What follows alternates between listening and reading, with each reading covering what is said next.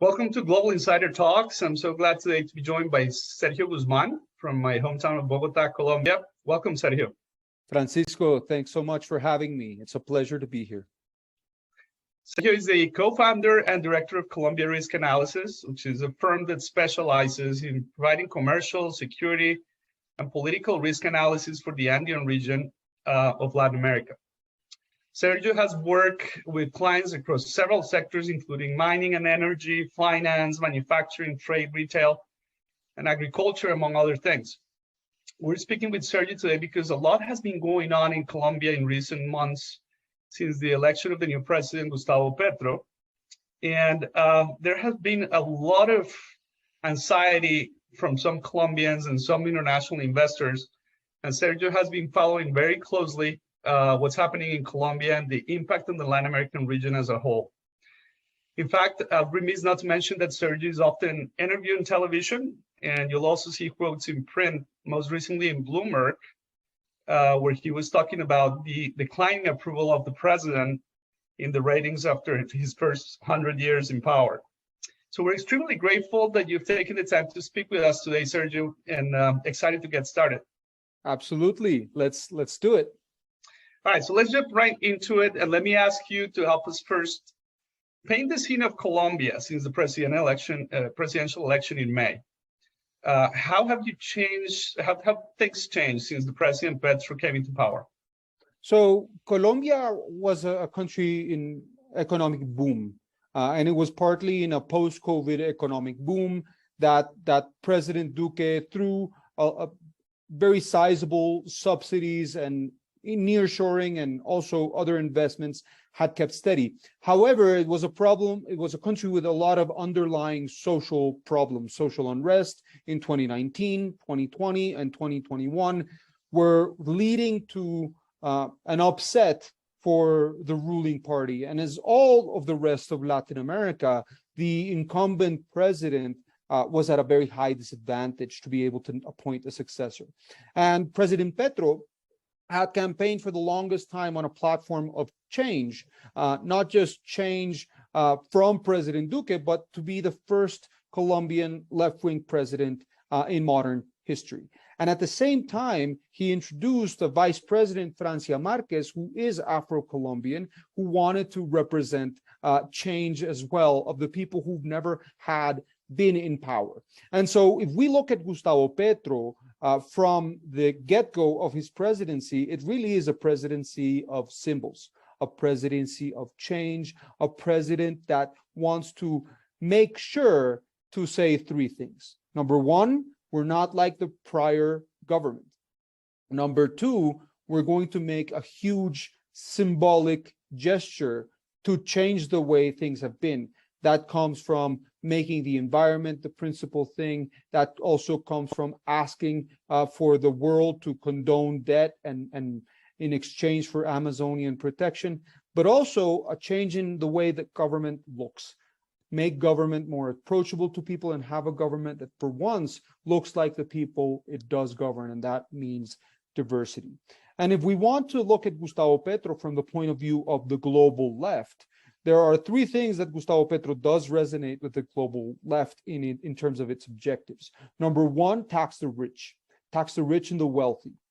Number two, try to mitigate the effects of climate change by addressing the extractive sector, by looking at a decarbonization and the energy transition. And then number three, which I think is quite big for the purposes that gather us today, is try to reverse globalization at large. And so with that in mind, Gustavo Petro is unlikely to accomplish much of his agenda, but a big part of what he is about showing a symbol and making statements that he can do and deliver on broad changes.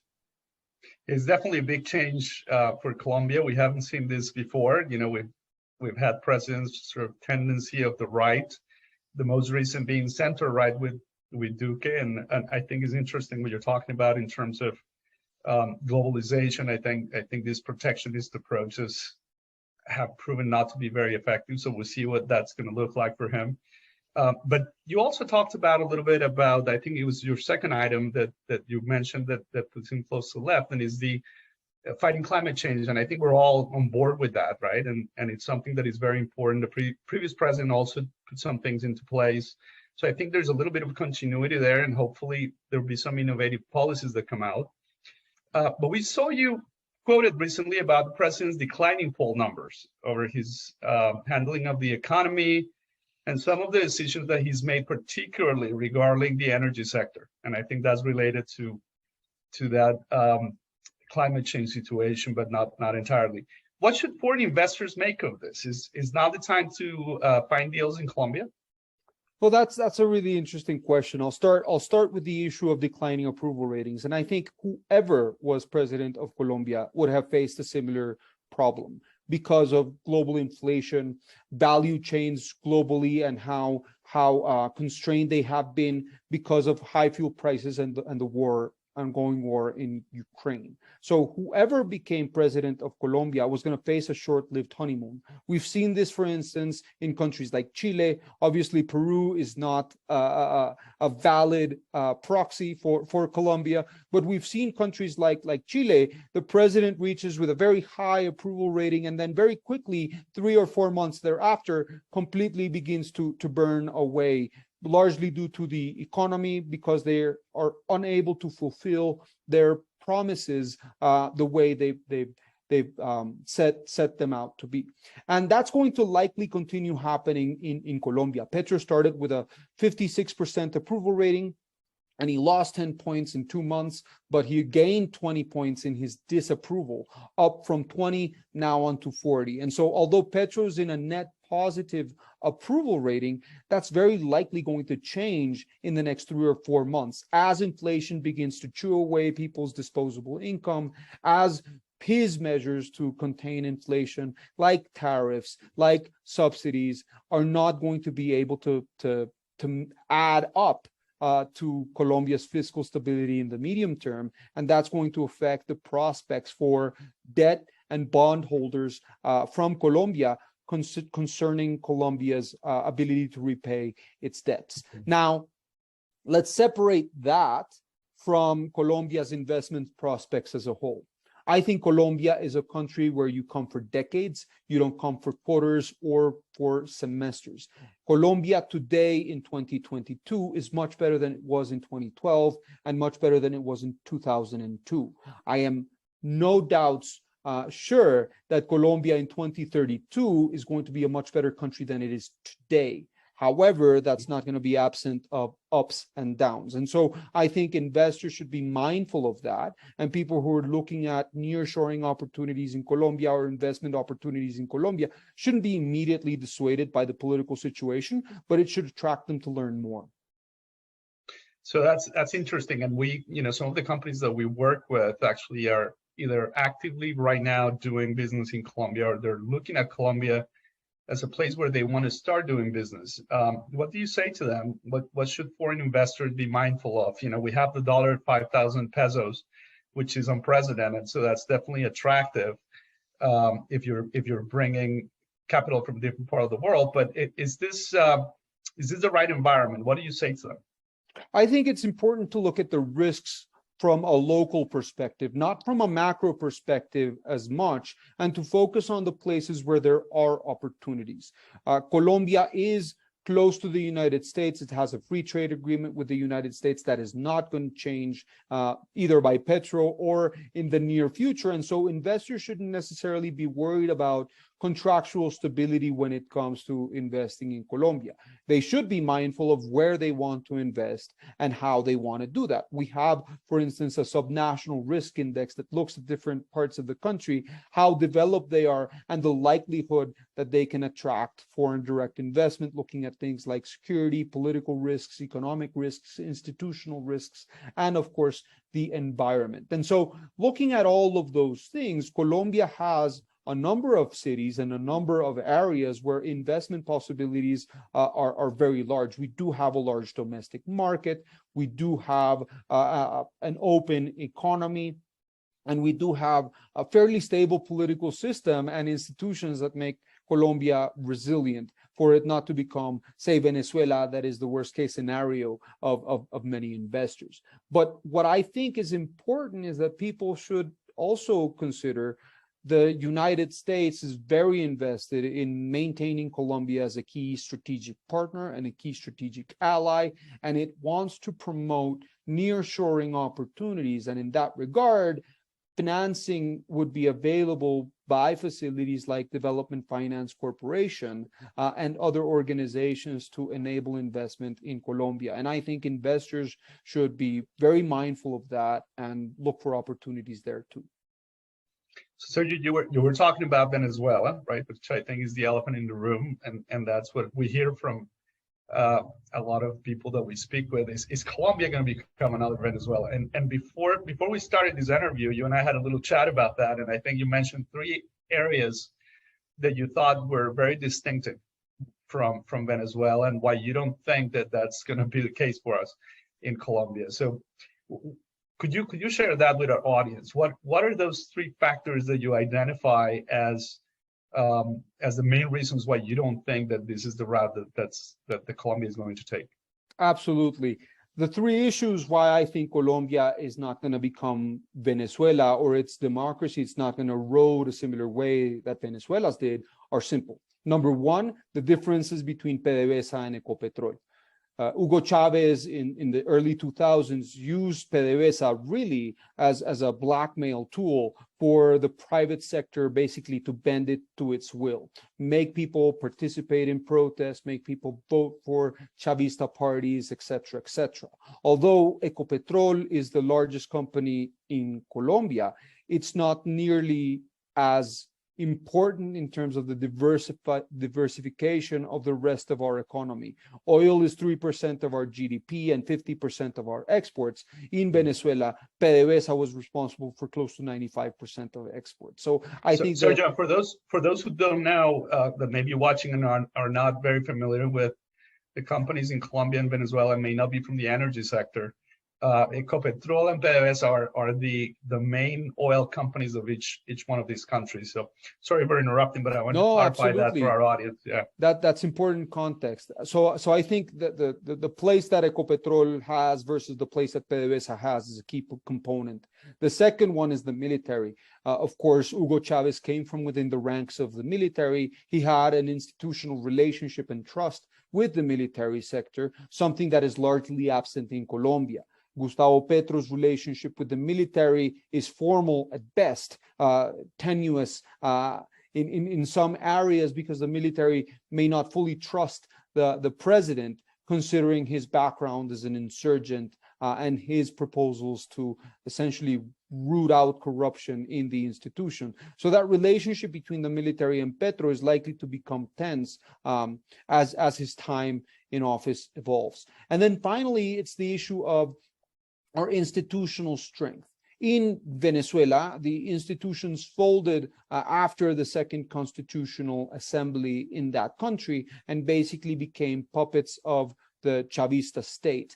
In Colombia, our institutions are quite resilient. Our constitutional court is quite resilient. The ability of Petro to get legislation through Congress unhampered or unchanged is also very limited, as we've seen with the tax reform that, for instance, has been significantly watered down from initial proposals down to more a more narrow version of the tax reform. And so it's unlikely that, if possible, Petro could get a constitutional assembly through. And if that constitutional assembly does in fact happen and it's submitted to a vote, it's unlikely that that vote will succeed as well. So I think that those 3 are key reasons why Colombia is not going to become Venezuela. The first one being PDVSA, the second one being the military, and the third one being our institutional structure. It makes a lot of sense. So essentially, you're saying, a stronger checks and balances and separation of powers in Colombia than what Venezuela had, with the influence of PDVSA as the main source of revenue for the country. That is actually something that makes a lot of sense. Colombia was the only country that hadn't gone left in recent years, and that really changed sort of the dynamics in the region in Latin America. And with the recent election of President Lula in Brazil, who obviously defeated conservative Bolsonaro, What are your predictions on how the state of politics and economics in Colombia and Brazil will impact the Latin American region as a whole? So there are two very different economies. Brazil's economy is very insular, but also a market of 300 million people is going to create an internal dynamic in and of itself. Although Colombia has 50 million, it's just the sizes just don't compare. And investors can forgo investing in Colombia, but they can't ignore Brazil. That's a huge presence globally speaking. It's an energy powerhouse. It's an agricultural powerhouse. Colombia has the potential to be one, but doesn't really get there. So I think looking at how President Lula may inherit not just an economy that's improving, the Brazilian real has actually appreciated vis-a-vis the dollar, whereas the Colombian peso has depreciated vis-a-vis the dollar. The Brazilian economy looks much stronger, or has a much stronger facing outlook in 2023. It's very likely that Colombia's economy will depend on global commodity prices, particularly oil, and that's going to be affected by President Petro's policies on the oil sector itself. President Lula has not made a similar promise to cut back in emissions. His one commitment is on deforestation. And I think in that sense, both Petro and Lula have a similar interest in mind when it comes to defending the environment and fighting deforestation. With that in mind, if we look at where Latin America's economy could go, I think Latin America has huge potential, not just because of its geographic isolation from the ongoing conflict in Ukraine and its relatively stable access to global markets. You know, some countries like Argentina, of course, are a form of economic chaos. But a country like Colombia and a country like Brazil offer much more stable safe havens for international investors. Thinking about, for instance, Mexico, despite Mexico having a left-wing leader, it hasn't really turned into a non-democracy, or it hasn't turned away from an open economy with close ties to the United States. If anything, it's actually integrated more with the United States economy. So I think the future for Colombia and the future for Brazil is also headed in that direction. So we're just about out of time, and I want to thank you for taking the time to speak with me today, Sergio. But before we go, so very clear in Brazil, very clear in Colombia. Any last words about the region as a whole, and what is your outlook for the next 6 months? What are your last words for these investors that may be watching us right now, and what can they expect in the next few months? I think if investors want to have a broader outlook on Latin America, I would say this: Latin America is not for the faint of heart. You can't come to Latin America expecting a roughly stable, predictable outlook. You can expect a region that's volatile, a region that is going to bring with itself a lot of political risks, a lot of security risks, and a lot of social risks. But that shouldn't dissuade you from actually looking under the hood to see if there are opportunities, because under the hood there are plenty of opportunities for nearshoring, for BPOs, for infrastructure, for technology, for service centers, etc., etc. It runs the gamut. And so Latin America is a region that has a lot of potential, but you should definitely look under the hood. Thank you, Sergio. I appreciate it. It's a pleasure always talking to you, and I look forward to connecting in the next few months and see how things evolve. I appreciate you being here with us.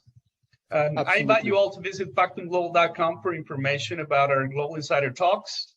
You can watch our interview series and learn about our services there. Thank you very much for joining us.